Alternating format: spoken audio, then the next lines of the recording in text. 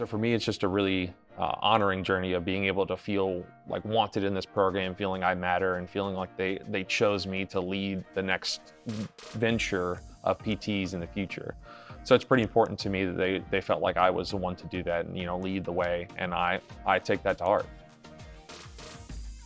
We're currently learning all the differential diagnoses and the nitty-gritty parts of physical therapy that I've been wanting to get into a long time. All the differences and diagnoses, how they matter and what they look like. And I think that for me, it's a scary moment learning all the details, but it's invigorating because I've been wanting this for so long. Now that I'm here, I'm excited to dive deeper into my studies and go deeper into asking why and what's different, and how they matter. And so I've been enjoying this process the last few weeks, and then I'm very excited for the coming up future.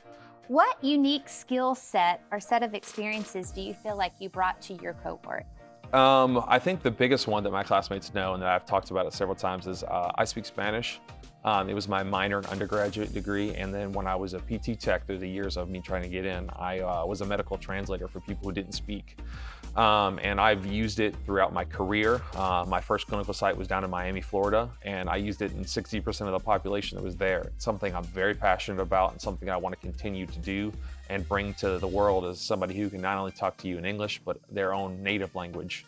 And it helps if you want to work with sports too. Baseball and soccer are pretty big Hispanic American and Latino American sports, and I feel very obligated to be able to help those individuals in their own native language. And I think that's one of them, and the other one is my leadership skills. I find myself being able to class, answering questions and being first, and putting my name out there, is being willing to make errors and make mistakes, but also learn in the process and help my classmates learn. My uncle was a youth pastor in a Baptist church, and I grew up helping people for all of my spring breaks, my summer breaks. And so helping people has been a passion of mine. And one of the Christian beliefs that I have is being able to help people no matter who they are and what they are. And as I said before, I want to be anyone's PT, whoever steps through the door, and I help my classmates, I help my family, I help my friends, I help strangers as much as I can. And I think Campbell does that well with their opportunities to serve and give back to our community. And that's why one of the members of Pro Bono Board is being able to help whoever walks through the door, no matter if you can pay or not. We want to be able to help whoever can come and see us. What advice would you give someone considering physical therapy school?